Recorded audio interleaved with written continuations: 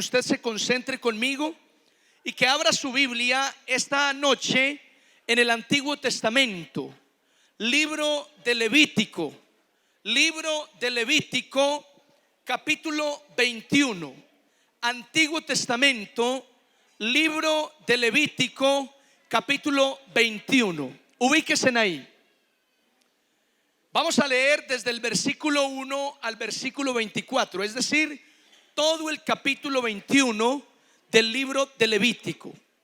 Quiero pedirles que hagamos silencio y prestemos mucha atención a este pasaje, porque tiene algunos elementos que seguramente no entenderíamos con relación a nuestra época, y es bueno escucharlos atentamente para ubicarnos mejor en el pasaje bíblico. Levíticos 21, cuando estén todos ahí me dicen amén. Muy bien, leo a favor de todos ustedes, dice así la palabra del Señor. Escuchen. Jehová dijo a Moisés: habla a los sacerdotes, hijos de Aarón, y diles que no se contaminen por un muerto en sus pueblos, mas por su pariente cercano, por su madre o por su padre o por su hijo o por su hermano o por su hermana virgen, a él cercana, la cual no haya tenido marido, por ella se contaminará. No se contaminará como cualquier hombre de su pueblo haciéndose inmundo. No harán tonsura en su cabeza, ni raerán la punta de su barba, ni en su carne harán rasguños. Santos serán a su Dios, y no profanarán el nombre de su Dios, porque las ofrendas encendidas para Jehová y el pan de su Dios ofrecen. Por tanto, serán santos. Con mujer ramera o infame no se casarán, ni con mujer repudiada de su marido, porque el sacerdote es santo a su Dios. Le santificarás por tanto, pues el pan de tu Dios ofrece. Santo será para ti, porque santo soy yo, Jehová, que os santifico. Y la hija del sacerdote, si comenzare a fornicar, a su padre deshonra, quemada será al fuego. Y el sumo sacerdote entre sus hermanos, sobre cuya cabeza fue derramado el aceite de la unción y que fue consagrado para llevar las vestiduras, no descubrirá su cabeza ni rasgará sus vestidos, ni entrará donde haya alguna persona muerta, ni por su padre ni por su madre se contaminará, ni saldrá del santuario, ni profanará el santuario de su Dios, porque la consagración por el aceite de la unción de su Dios está sobre él. Yo Jehová. Tomará por esposa a una mujer virgen. No tomará viuda, ni repudiada, ni infame, ni ramera, sino tomará de su pueblo una virgen por mujer, para que no profane su descendencia en sus pueblos, porque yo Jehová soy el que los santifico. Y Jehová habló a Moisés diciendo: habla a Aarón y dile: ninguno de tus descendientes por sus generaciones que tenga algún defecto se acercará para ofrecer el pan de su Dios, porque ningún varón en el cual haya defecto se acercará, varón ciego o cojo o mutilado o sobrado, o varón que tenga quebradura de pie o rotura de mano, o jorobado o enano, o que tenga nube en el ojo, o que tenga sarna o empeine o testículo magullado. Ningún varón de la descendencia del sacerdote Aarón en el cual haya defecto se acercará para ofrecer las ofrendas encendidas para Jehová. Hay defecto en él, no se acercará a ofrecer el pan de su Dios. Del pan de su Dios, de lo muy santo y de las cosas santificadas podrá comer, pero no se acercará tras el velo, ni se acercará al altar, por cuanto hay defecto en él, para que no profane mi santuario, porque yo Jehová soy el que lo santifico. Y Moisés habló esto a Aarón y a sus hijos y a todos los hijos de Israel. Amén. Cierre sus ojos conmigo un momento. Padre, yo te doy muchas gracias esta noche por la palabra que traes a nuestra vida. Te ruego, Señor, que alumbres los ojos de nuestro entendimiento para comprender con toda claridad el mensaje que hoy traes a nuestra vida. Espíritu Santo, tócanos. Espíritu Santo, prepáranos, Señor, para tu palabra. Y sea tu palabra, Dios mío, sazonada con sal en esta noche, Dios amado. Sea tu palabra, Señor, como una espada de dos filos que penetra en los oyentes hasta partir el alma y el espíritu y los tuétanos y las coyunturas mismas, Señor. Que con esta palabra nuestro entendimiento sea abierto, nuestros ojos se abran, Señor, y podamos comprender el llamado, lo que nos está haciendo falta, lo que debemos hacer. Te lo ruego, Padre, en el nombre de Jesús. Fluye, Espíritu Santo, en este lugar. ¿Qué tal si alzas tus manos un momento y le dices: Espíritu de Dios, lléname hoy con tu hermosa palabra, con tu gloriosa presencia, con tu santidad? Di conmigo: yo te recibo, Espíritu Santo, ahora, porque tú estás aquí. Todas mis cargas, todas mis angustias, todos mis temores, todas mis tristezas, las descargo en tu presencia, Señor, y me declaro libre por el poder de Jesucristo. Gracias, Dios mío. A ti la gloria, la honra y toda la alabanza en Cristo Jesús. Amén. Muy bien, damas y caballeros, a través del pasaje que acabamos de leer, Levítico capítulo 21, quiero compartir un mensaje que he llamado Tremenda Tarea. Así llama el mensaje de hoy. ¿Cómo se llama el mensaje? Se llama Tremenda Tarea. Al que está a su lado, dígale: usted y yo tenemos eso. Usted y yo tenemos tremenda tarea. O si quiere, cambie la palabra tremenda por impresionante, por magnífica, por apabullante, por apoteósica, lo que quiera, pero algo impresionante, enorme. Tremenda tarea la que tenemos como hijos de Dios. Y permítame comenzar de esta manera. Dijo el reconocido Mario Moreno Cantinflas. Voy a hacer una cantinflada. Dijo Mario Moreno Cantinflas lo siguiente: que no deberíamos juzgar al apóstol Pedro por haber negado a Cristo, porque si por nosotros fuera, el gallo que le cantó a Pedro estaría disfónico cantándonos a nosotros. Me imagino ese gallo haciendo gárgaras para componerse. Y esa frase, que es real, da cuenta, mis amados, de la maldad, de la pecaminosidad, si puede acuñarse ese término ahí, de la infidelidad y de la rebeldía que hay en el ser humano. En otras palabras, mire, de verdad que si por nosotros fuera, nosotros también habríamos negado al Señor en una circunstancia como la que atravesó Pedro. ¿Por qué, pastor? Porque los seres humanos somos infieles, somos pecadores, somos rebeldes. ¿Están conmigo, sí o no? Es así. Decía un teólogo: los seres humanos son rebeldes por naturaleza, pero los colombianos son rebeldes por capricho. Distinto, ¿sí o no? Porque al colombiano se le dice: no adelanta en curva y adelanta en curva.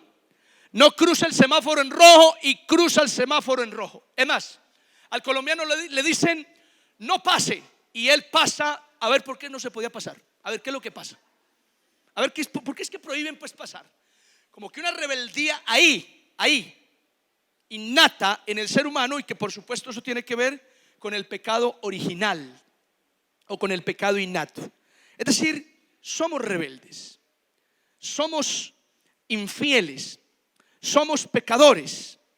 Y en ese sentido, muchos de los llamados que Dios tiene para el ser humano parecen un enorme reto a cumplir. Ahora, en el pasaje que acabamos de leer, Dios le habla a Moisés y le da instrucciones para el pueblo. le da instrucciones para el tabernáculo y le da instrucciones para el sacerdocio. El texto en el que nos hemos situado nos presenta las instrucciones, o más bien parte de las instrucciones para el sacerdocio. Y digo parte porque hay otras instrucciones en el libro de Éxodo y hay algunas referencias en el libro de Deuteronomio. En esos libros se encuentran instrucciones para el sacerdocio. Y antes de detenerme en algunas instrucciones específicas, me gustaría que volviésemos a recordar, o tal vez volviéramos a aprender, qué significa el sacerdocio. Por ejemplo, esta pregunta es válida. ¿Qué es un sacerdote? Mire el que está a su lado y pregúntele: ¿qué es un sacerdote? ¿Qué es un sacerdote? Alguno está respondiendo: es un señor que se viste de negro con una cosita acá y que no. Tenemos la figura católica romana de un sacerdote, pero el término sacerdote aplica incluso a todas las religiones.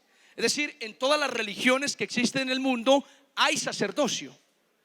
Entonces, cuando hablamos de un sacerdote, mis amados, miren acá, un sacerdote es una persona consagrada para ofrecer, presentar y dirigir ofrendas y sacrificios a su Dios.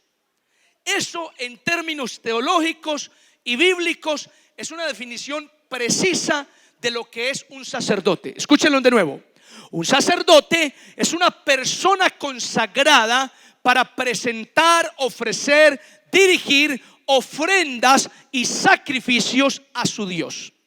De acuerdo con eso, según la Escritura, la Biblia define que por ese oficio sacerdotal, mis amados, los sacerdotes allá en el Antiguo Testamento eran algo así como mediadores. ¿Cómo qué? Mediadores. Se lo voy a explicar. El sacerdote en el Antiguo Testamento representaba la presencia, representaba a Dios ante el pueblo. Pero al mismo tiempo, el sacerdote representaba al pueblo ante Dios. Es decir, que estaba ahí en un punto medio. Represento a Dios ante el pueblo y represento al pueblo ante Dios. ¿Me siguen? ¿Sí o no? Esa era básicamente una función en términos generales del sacerdote. El sacerdote se ocupaba de traer la presencia de Dios al pueblo, pero también se ocupaba de acercar el pueblo a la presencia de Dios. Aclarado este oficio del sacerdote, me llama la atención poderosamente que el apóstol Pedro en el Nuevo Testamento, en su primera carta, en el capítulo 2 y el versículo 9, Pedro dice que todos los creyentes somos linaje escogido, real sacerdocio, nación santa y pueblo adquirido por Dios. Dentro de esas cuatro definiciones, la segunda es real sacerdocio, y eso tiene relación con lo que escribió el apóstol Juan en Apocalipsis, cuando dice que el Señor nos escogió como reyes y sacerdotes delante de nuestro Dios. Pastor, ¿qué quiere decir usted con todo eso? Que los creyentes hoy en el Nuevo Testamento somos bíblicamente sacerdotes. ¿Cuántos dicen amén a esto? Mira el que está a su lado, dígale: usted es un sacerdote. Si es mujer, dígale: usted es sacerdotisa. Dígale así. Oiga, somos sacerdotes. ¿Quiénes? Todos los creyentes. De hecho, uno de los grandes debates de Martín Lutero cuando estableció la Reforma era hablar del sacerdocio de todos los creyentes, que ya no había un sacerdote que podía entrar a la gloria, a la presencia de Dios, que ahora todos somos sacerdotes y tenemos ese acceso a la presencia de Dios. ¿Cuántos dicen amén? Ahora, si somos sacerdotes, yo creo, mis amados, que la función en términos generales sigue siendo la misma. ¿Cómo así, pastor? Mírenme acá. Si somos sacerdotes, quiere decir que nosotros como iglesia, nosotros representamos a Dios para este mundo. Nosotros somos una representación del Señor para este mundo. ¿Están conmigo, sí o no? Es decir, si este mundo quiere conocer al Dios verdadero y saber del Señor, tiene que fijarse en la iglesia, porque la iglesia representa a Dios ante el mundo. Pero al mismo tiempo, la iglesia tiene como tarea traer al mundo ante Dios. ¿Cuántos dicen amén a eso? ¿Lo notan? Si somos sacerdotes, mis amados, esa es nuestra tarea: representar a Dios ante este mundo y traer este mundo ante la presencia de Dios. Oiga, tremenda tarea la que tenemos. ¿Cuántos dicen amén? Tremenda tarea. Y ese era el oficio de los sacerdotes. Ahora, para cumplir ese oficio, ¿cuál es que es, pastor? Traer la presencia de Dios al pueblo, llevar al pueblo a la presencia de Dios. Para cumplir ese oficio, el sacerdocio tenía unos requisitos fundamentales. El sacerdocio tenía unas tareas específicas, unas tareas muy importantes. Y parte de esas tareas tenía que ver con el servicio, tenía que ver con la adoración, pero sobre todo, mis amados, uno de los grandes requisitos para que el sacerdote cumpliera esa tarea de mediador era, damas y caballeros, la santidad. Digan conmigo, la santidad. La santidad. Mire, al sacerdote Dios le pidió varias cosas, pero una de ellas y fundamentales fue la santidad. La santidad. Eso le pidió Dios al sacerdocio. El sacerdocio no podía ejercer ese oficio sin santidad. Y yo creo, mis amados, que la iglesia, para cumplir la tarea sacerdotal de traer la presencia de Dios al mundo y de traer el mundo a la presencia de Dios, también necesita fundamentalmente la santidad. Alguien que diga amén, estoy de acuerdo. Ahora, el texto que he traído esta noche básicamente nos está hablando de todo lo que se requiere para que los sacerdotes se mantuvieran en santidad. Y usted lo escuchó muy bien conmigo. Dios al sacerdote le prohibió contaminarse acercándose a un cuerpo muerto. Dios al sacerdote le prohibió marcarse la piel. Dios en este pasaje exige una santidad, mis amados, que tiene que ver con cosas externas. A mí me llama la atención que en el Antiguo Testamento la santidad que Dios pide sobre todo es de carácter físico, de carácter externo. Porque cuando usted lee el Antiguo Testamento, Éxodo, Levítico, Números, Deuteronomio, usted se da cuenta que la santidad que Dios le pide al pueblo, a los sacerdotes, tiene que ver con lugares, tiene que ver con formas y tiene que ver con cosas. Algo muy externo. Pero en el Nuevo Testamento la santidad parece algo más interno, sin dejar a un lado lo externo, porque ese ha sido un error de la iglesia.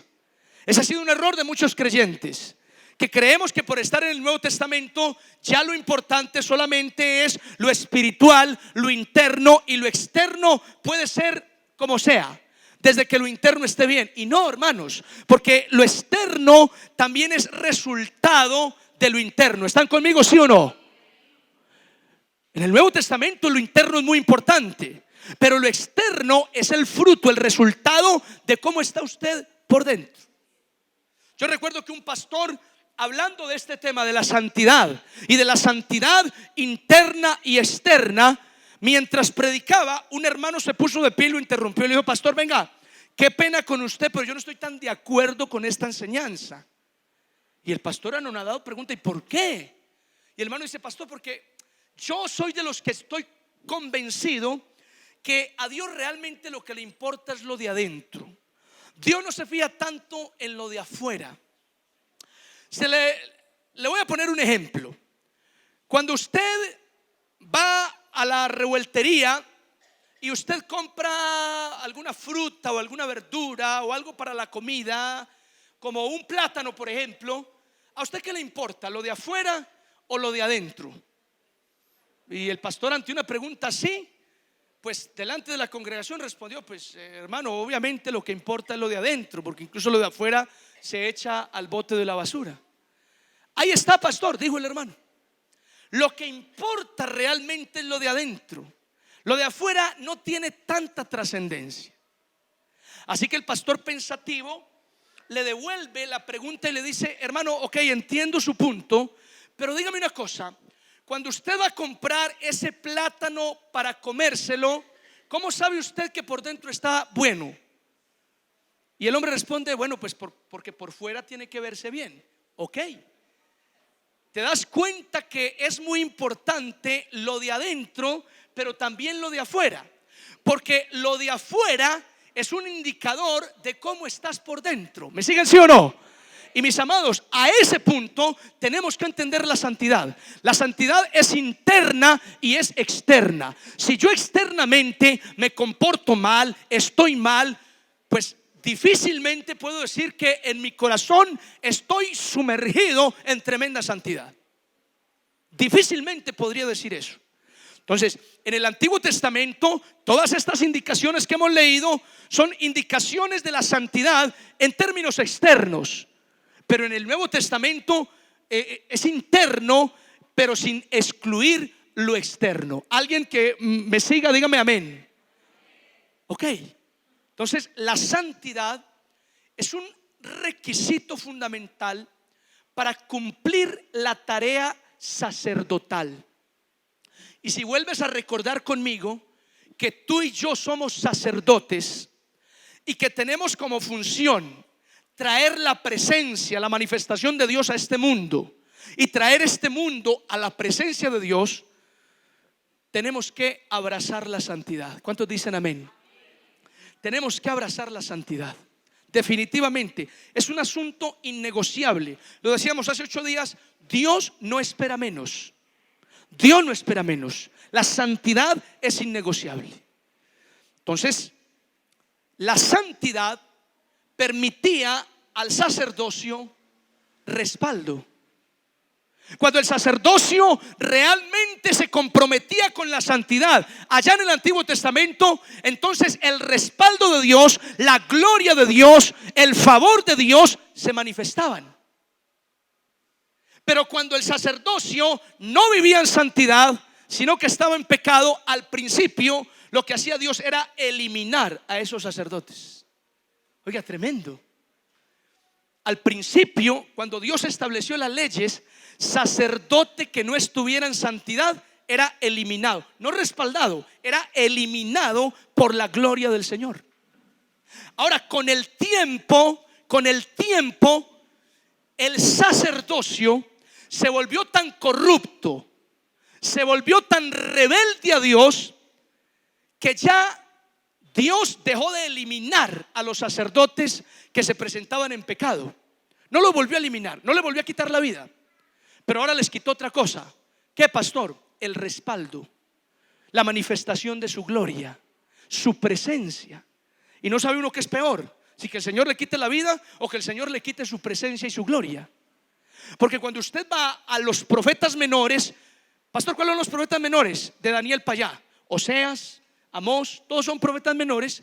Usted encuentra a un sacerdocio corrupto. ¿Cómo? Corrupto, inmoral, rebelde, que ministran en el tabernáculo con una vida totalmente pecaminosa.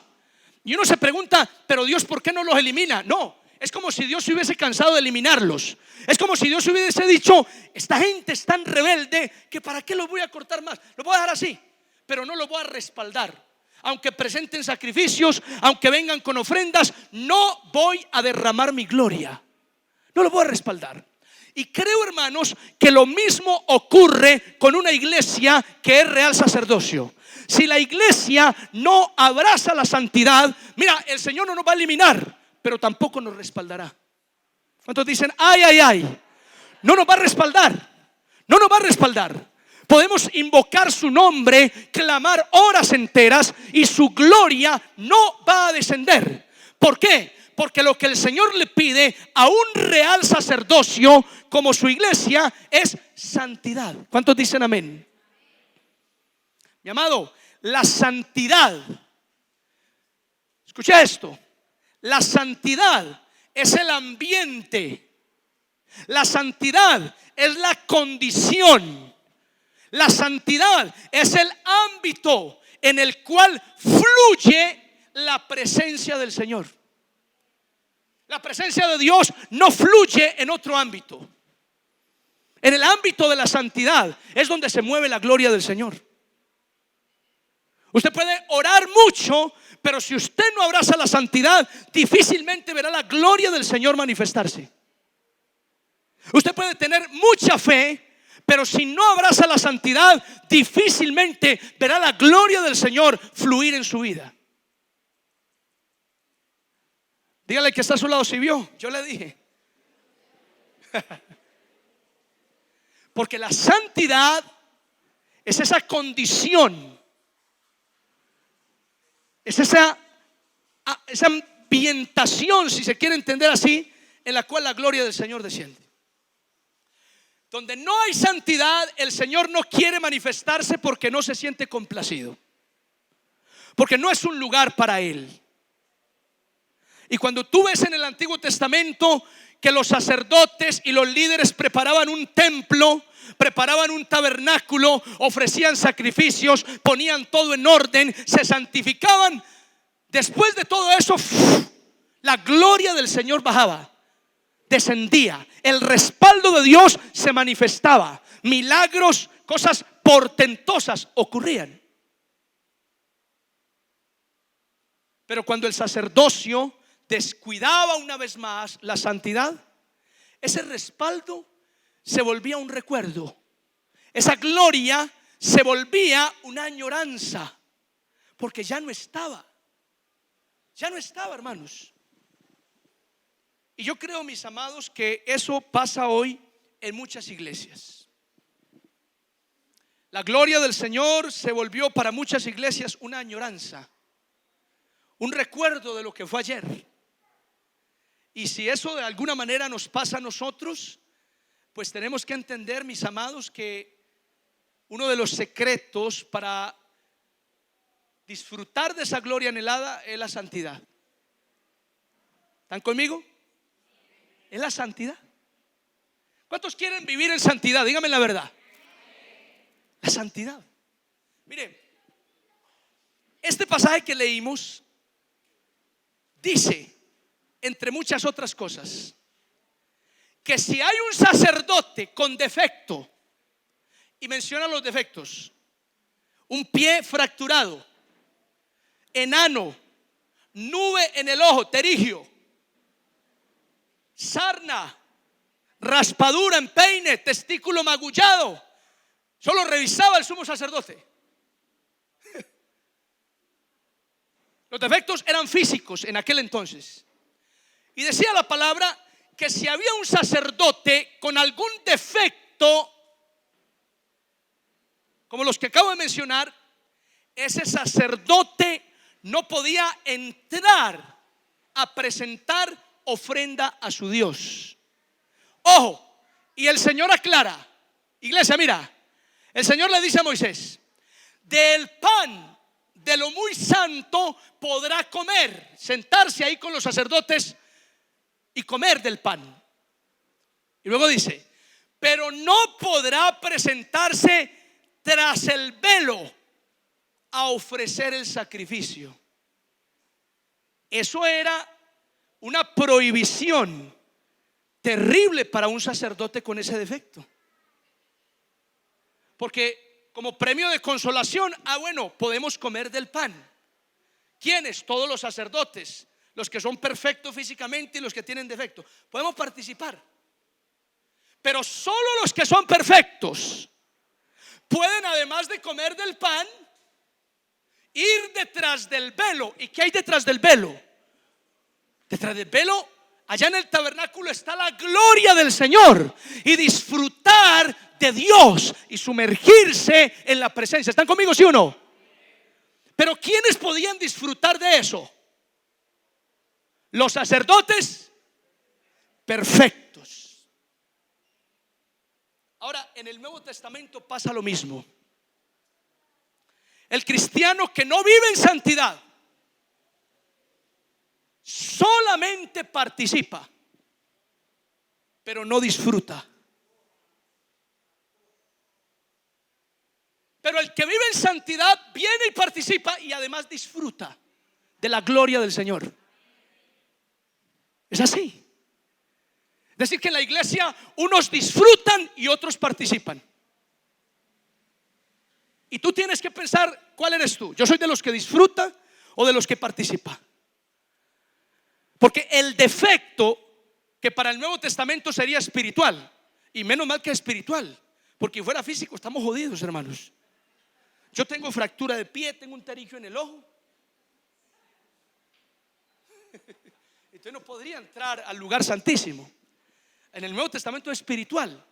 Pero entonces, espiritualmente hablando, si usted no abraza la santidad, no busca la santidad, usted es ese sacerdote al que el Señor le dice: mira, puedes entrar a la iglesia y participar de lo que se da, pero no vas a disfrutar, porque por tu defecto no logras entrar en la presencia del Señor. Vean conmigo, ay, ay, ay. ¿Cuántos me siguen? ¿Cuántos me siguen? Es así. Entonces, yo pregunto esta noche: ¿cuántos de verdad quieren vivir en santidad? Amén. Mis amados, yo quiero vivir en santidad. Yo quiero y anhelo vivir en santidad. Ahora, todo el que quiere vivir en santidad y ser libre del pecado tiene que entenderlo. Eso tiene unas implicaciones. Dígale que está a su lado, eso tiene implicaciones. Ahora, podríamos hacer un estudio teológico de todo lo que requiere la santidad, o de las cosas que implica ser una persona santa. Pero yo esta noche quisiera resumirla en dos o tres cositas. Dos o tres cositas. ¿Por qué, pastor? Porque yo el que estoy predicando y yo el que mando aquí esta noche. Dos o tres cositas. Agárrense pues de la silla, agárrense ahí. Número uno, mujeres, hombres que me escuchan. Número uno, todo el que quiere vivir en santidad y ser libre del pecado necesita la conversión. Digan conmigo, conversión. Pastor, ¿qué es eso de conversión? Esa palabra conversión viene de convertirse. Esa palabra convertirse significa una transformación. ¿Me siguen? En palabras de Jesús, todo creyente necesita nacer de nuevo. El nuevo nacimiento es una conversión. ¿Es una qué? Conversión. Ojo, en la iglesia se asume que todos los que asisten estamos convertidos. Amén. Aunque eso no sea verdad. Es decir, míreme acá. Aquí hay gente que no se ha convertido al Señor, que no ha nacido de nuevo. No ha nacido de nuevo. Aquí están, los estoy viendo, Dios mío, los puedo ver claramente. Aquí hay gente que no se ha convertido al Señor. Y se lo voy a poner de esta manera, que lo he compartido en otros mensajes. Escuchen. En la iglesia hay gente convencida y hay otra gente convertida. Aquí hay gente convencida y hay otra convertida. Es así. Y la persona convencida es alguien que cree que Jesucristo es el Señor, que acepta el evangelio, que acepta la doctrina de Jesucristo. Está convencida de que no, ese es el camino. Es que ese es el camino, pastor, es que ese es. Están convencidos, pero aún no se han convertido. ¿Ah? Aquí hay gente que está segurísima, ¿verdad? Segurísima que Jesucristo es el camino verdadero de vida, que no hay no hay en ningún otro hay salvación, pero solamente están convencidos de esa verdad. Aún les falta otro paso. ¿Cuál? Convertirse. Convertirse. Ahora, ¿estar convencido es malo? No, va muy bien, pero no es suficiente. Los que están convencidos hasta ahora van bien, pero no es suficiente. Falta otro paso: la conversión, el nuevo nacimiento. Y el nuevo nacimiento es algo que un creyente debe pedirle a Dios. Intencionalmente debe suplicarle a Dios: Señor, trae el nuevo nacimiento a mi vida, conviérteme, Señor. Mira, un sello del nuevo nacimiento, una característica de una verdadera conversión, lo dijo Juan en sus cartas. Primera epístola de Juan, capítulo 3, versículo 9. No vayan allá, ustedes me creen. Dice así: el que es nacido de Dios no practica el pecado, porque la simiente de Dios está en él, por tanto no peca.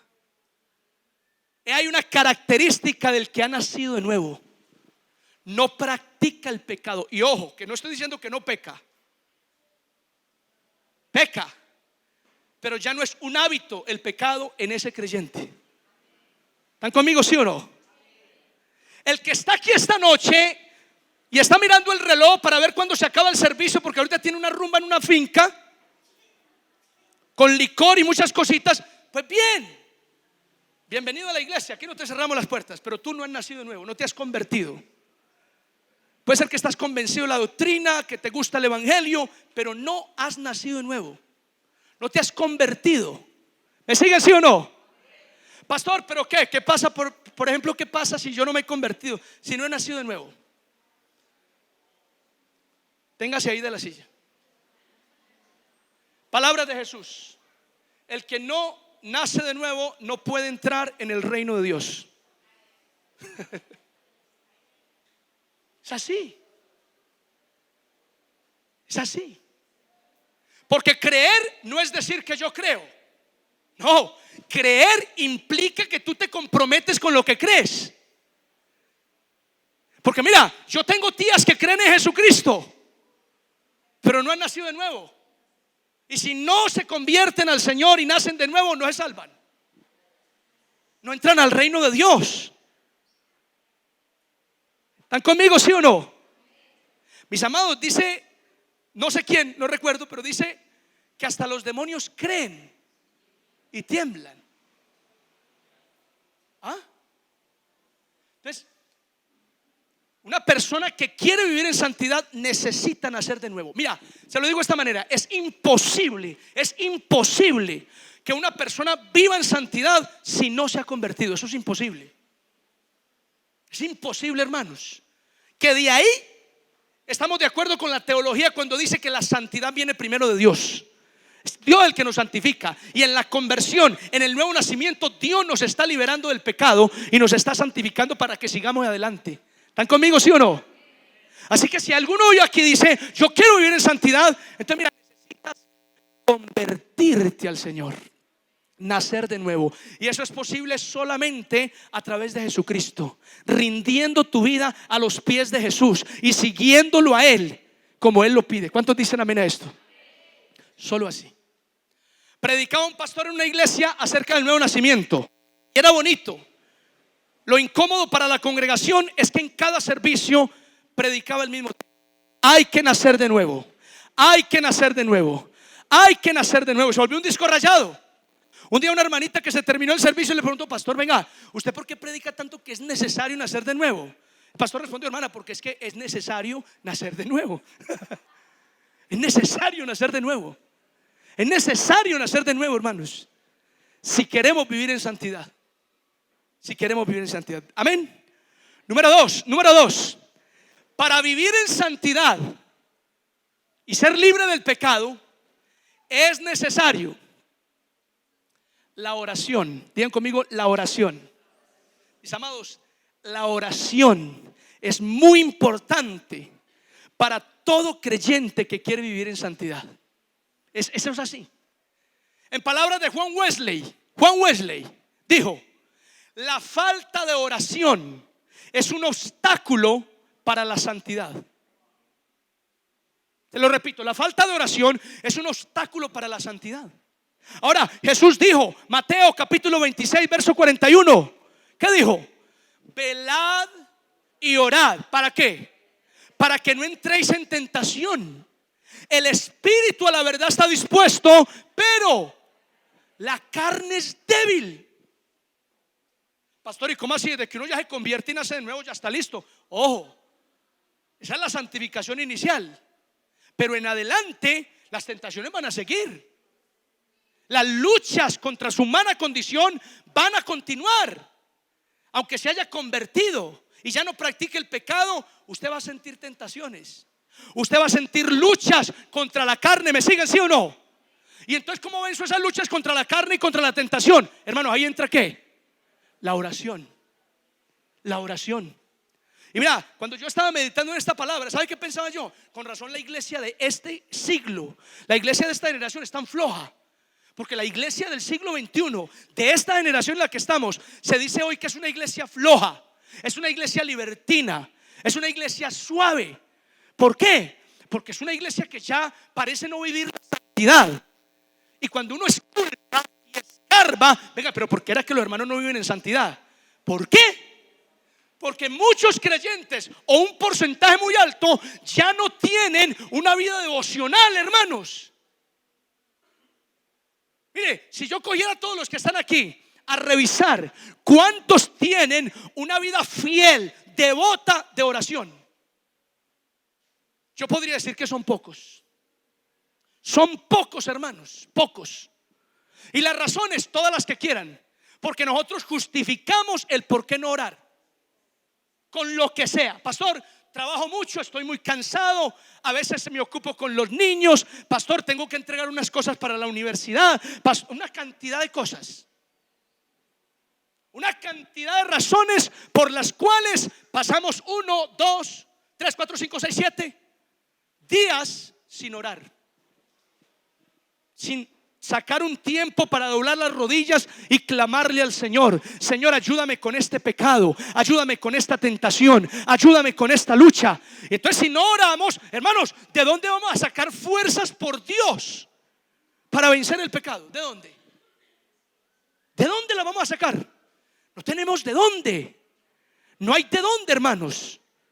Por eso la oración es uno de los requisitos para todo el que quiere vivir en santidad y ser libre del pecado. Orar, hermanos, tener una vida ferviente de oración. Mira el que está a su lado, dígale: usted debe tener una vida ferviente de oración. Hey, ¿cuántos dicen amén? ¿Cuántos reciben la palabra? Una vida ferviente de oración. Estamos muy flojos en la oración, hermanos. Todavía seguimos orando como alguna vez les compartía. Nos ponemos de rodillas: Padre, en el nombre de Jesús, amén. Ya, se acabó la oración, no hay nada más. Y eso, mis amados, es grave. Es grave. Hoy hay muchos cristianos que tienen una pereza enorme para orar.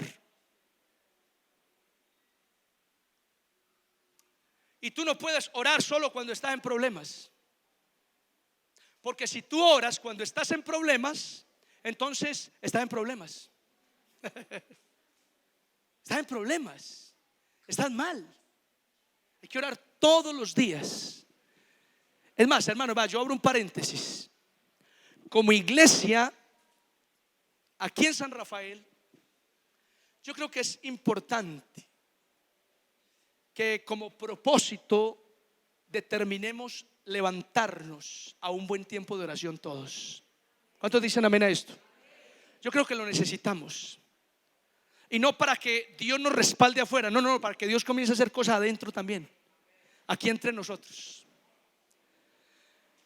Porque hay cosas que están ocultas. Ocultas porque no las quieren sacar, y otras ocultas porque no saben que están ocultas. Y cuando nos pongamos a orar al Señor y a clamar y a interceder, el Espíritu Santo en ese ambiente de oración y de clamor las va sacando a flote, y va trayendo liberaciones, sanidades. ¿Cuánto me hago entender, sí o no? ¿Me siguen? Entonces, la oración es fundamental. Hay que orar todos los días. Mire que el Señor lo diga, hay que orar todos los días. Un niño escuchaba a su papá orando, y el padre decía en su oración: Padre, el pan nuestro de cada día danoslo hoy.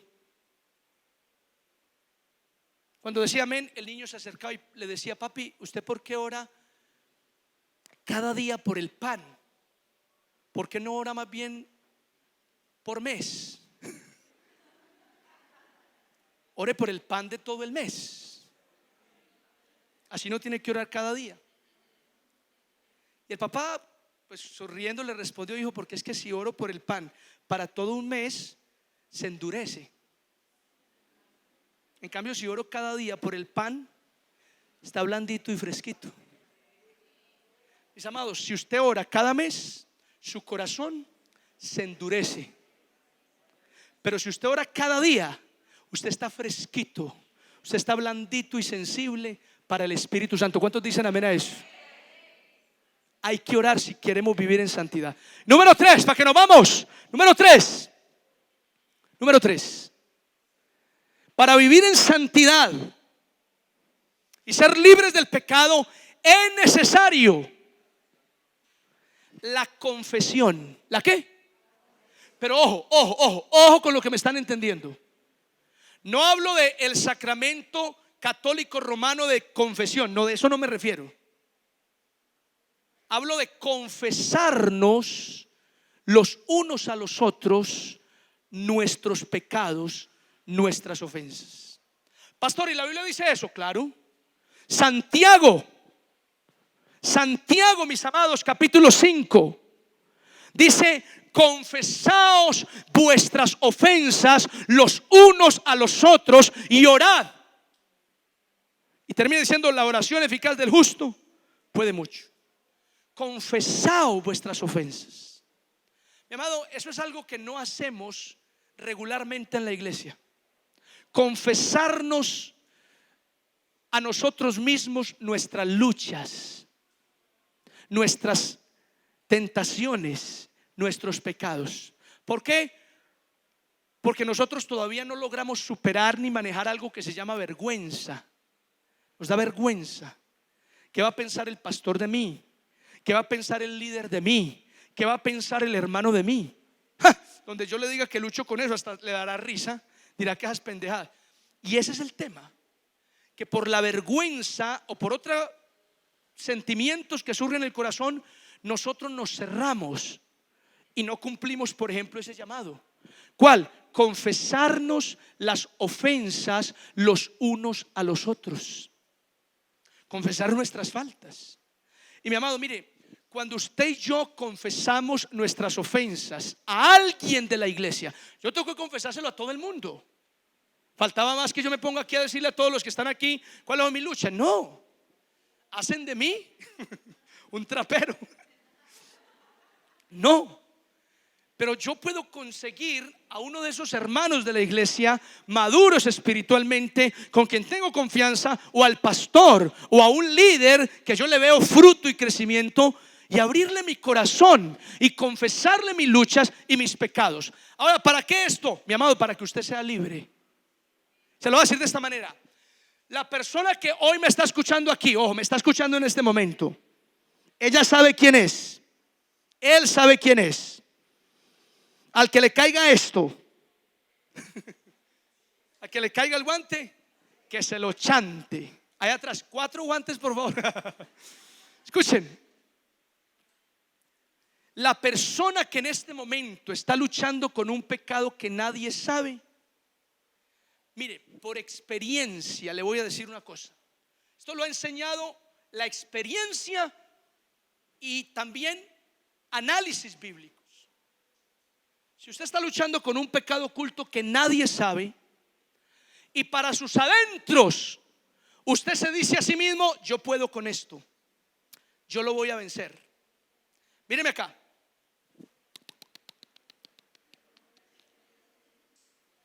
Usted no va a poder con eso. Usted no va a poder con eso por una razón: porque está oculto. Porque está oculto. ¿Y qué pasa, pastor, si está oculto? Que en lo oculto se mueve Satanás con libertad. Porque lo oculto es oscuro, y ese es el terreno ideal para el maligno. Pero cuando usted confiesa su pecado a alguien, usted lo está sacando a la luz. Y en la luz Satanás ya no se mueve porque no le gusta la luz. Entonces se va y su lucha disminuye. Considerablemente disminuye su lucha cuando usted lo confiesa. Cuando usted lo confiesa. Es que confesar nuestros pecados también tiene otros efectos. Por ejemplo, confesar el pecado a un hermano, a un pastor, a un líder, avergüenza la carne. Amén. Y la vergüenza que uno siente de confesar un pecado también lo ayuda a uno a poner freno. A poner freno. Porque yo le confesé esto al pastor y el pastor con amor me abrazó, me dio un cocacho en la cabeza y luego me dijo: pero pilas, pues. No, broma. Pero la persona va a pensar: no, venga, yo ya le confesé al pastor, ya le confesé al líder, hicimos algunos acuerdos, yo le voy a estar dando cuentas. No, yo me voy a esforzar. Y ya usted siente que usted no está luchando solo contra ese pecado, sino que ahora tiene alguien que lo apoya. Y hermanos, así usted va a vencer más fácil su pecado. ¿Y cuál es el resultado? Que usted va a poder vivir con mayor facilidad en santidad. ¿Cuántos dicen amén a eso? Pero el problema es que a nosotros no nos gusta mostrarnos tan vulnerables. Uy, no, mostrar que yo estoy en pecado, no. Eso que lo muestren los demás. Pero no, el pastor que me ve a mí como un cristiano firme, que se mantiene parado en la brecha y que no cae. No, hermano, eso no existe. Eso no existe. Si usted me ve a mí firme, parado en la brecha, mi hermano, yo quiero confesarle que aunque usted me vea así, si es que me ve así, yo tengo luchas, tentaciones y debilidades. Yo he tenido que confesarle a otros pastores, amigos cercanos, pecados que yo he cometido. ¡Oh! Pastor, ¿usted? Claro. Es que yo soy un simple mortal como usted. A mí me da pecueca si no compro talco. Me da chucha en las alas si no compro desodorante. Y siento tantas tentaciones por la piel como usted. Y en todos los años de lucha que yo sostengo, no es descabellado pensar que en algún día por ahí el pastor ha flaqueado. Así que decir que yo soy completamente irreprensible es mi meta. Pero seguramente si ustedes me revisan, tienen errores, ven faltas, cosas de donde agarrarme. Pero no se sienta pues tan alegre, porque yo también tengo donde agarrarlo a usted. Vulnerabilidad, hermanos. Mire, si un líder que me escucha esta noche y un hermano que está aquí abre su corazón y me confiesa a mí una lucha, un pecado, yo quiero decirle públicamente: no tema, no tenga miedo, ni de Dios, porque voy a confesar un pecado, porque eso quiere el Señor, ni del pastor, porque yo no lo voy a juzgar a usted. Al contrario, le estoy dando la libertad de que sea líder, sea un hermano de la congregación, se acerque, pida una cita y le diga: pastor, tengo problemas con la pornografía, tengo problemas con el vicio, tengo problemas con las mentiras, tengo problemas con los rencores. Hay una hermana que no me trago, pastor, hace 11 años y usted no lo sabía. No hay problema, hermanos. ¿Qué decirle? Como decía un amigo: pastor, a mí ya nada me sorprende. Ya nada me sorprende. ¿Cuál es el problema? En la iglesia pasan cosas porque está llena de seres humanos. Así que le doy la libertad de que lo haga. Y si usted toma esa libertad y la pone en práctica, hermano, eso va a traer sanidad a su vida, y le aseguro que va a traer sanidad a la iglesia. ¿Cuántos dicen amén a eso? Hágalo, no tenga temor, hágalo, porque eso va a ser un bien para usted, para el pastor y para la misma iglesia. No tenga miedo, ni piense, no, el pastor me va a echar, el pastor me va a corregir, el pastor me va a disciplinar. Bueno, sí, el pastor va a hacer todo eso, pero no, el pastor lo va a abrazar y le va a ayudar con amor. Es así. Jesús sabía que Judas le robaba y no lo sacó del apostolado. Seguramente el maestro esperaba que Judas se arrepintiera y viniera a abrir su corazón, pero no lo hizo. Así que si el maestro tiene esa misericordia, ejemplo me da para como pastor tener la misma misericordia y entre nosotros tener la misma actitud de misericordia. Amén. Entonces, mis amados, el que quiere vivir en santidad y ser libre del pecado necesita: 1, conversión; 2, oración; y 3, confesión. Pídale a Dios que traiga el nuevo nacimiento a su vida. Clame al Señor día y noche y establezca una disciplina inquebrantable de oración. Y acérquese a un hermano maduro y confiésele su lucha, su pecado, avergüence su carne. Y usted va a lograr con mayor facilidad la santidad. La santidad va a ser una realidad en su vida. Termino aquí con esto. Dijo un pastor: o vivimos en santidad o vivimos en pecado, porque no existe punto intermedio. No existe. O vivimos en santidad o vivimos en pecado. No hay un punto intermedio entre la santidad y el pecado, no la hay. Así que yo quiero decirle esta noche: o vivimos en santidad o vivimos en pecado. Tú tienes que decidir. ¿Qué tal si nos ponemos de pie y cerramos nuestros ojos un momento?